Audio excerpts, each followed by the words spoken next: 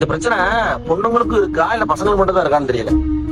Left கையில வந்து சட்டை மடிப்பா ஒரு 4 மடிச்சு ஏற்றி விட்டோம்னா ரைட்டு கையில 3 மடிச்சு ஆயிருக்கு, 4ஆவது மடிச்சு முட்டுது. ஏன் ரைட்டு கை ரொம்ப பெருசா இருக்கா? சரி ஒரு சட்டை தான் பத்தல அப்படின்னு சொல்லிட்டு எல்லா சட்டையும் அப்பதான் இருக்கு. யாருக்கு பிரச்சனை இருக்கு? இந்த பிரச்சனை பெண்களுக்கும் இருக்கு. ட்ரெஸ் தைச்சு வாங்கும்போது பாத்தீங்கன்னா ஒரு கை சைஸ் கரெக்டாகவும் ஒரு கை சைஸ் இருக்குமா ஃபீல் பண்ணுவாங்க. அடிக்கடி டைலர்கிட்ட போய் எனக்கு சைஸ் கரெக்டா தைக்கலன்னு சண்டையும் போடுவாங்க.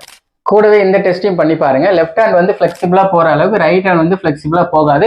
கொஞ்சம் லைட்டா ஒரு சின்ன டிஃபரன்ஸ் இருக்கும். எல்லாத்துக்கும் சிம்பிள் ரீசன் தாங்க. மோஸ்டா வந்து நிறைய பேர் வந்து ரைட் ஹேண்டடா தான் இருப்பாங்க. அதனால மோஸ்டா ரைட் ஹேண்டர் தான் டாமினண்டா யூஸ் பண்ணுவாங்க. இதனாலேயே இந்த கையில வந்து பிளட் சர்க்குலேஷன் நிறைய இருக்கும், போன் ஸ்ட்ரென்த் அதிகமா இருக்கும், மசில் ஸ்ட்ரென்த் அதிகமா இருக்கும். மசில் சைஸுமே வந்து கொஞ்சம் வந்து இந்த கையோட இந்த கை டிஃபரன்ஸா இருக்கும்.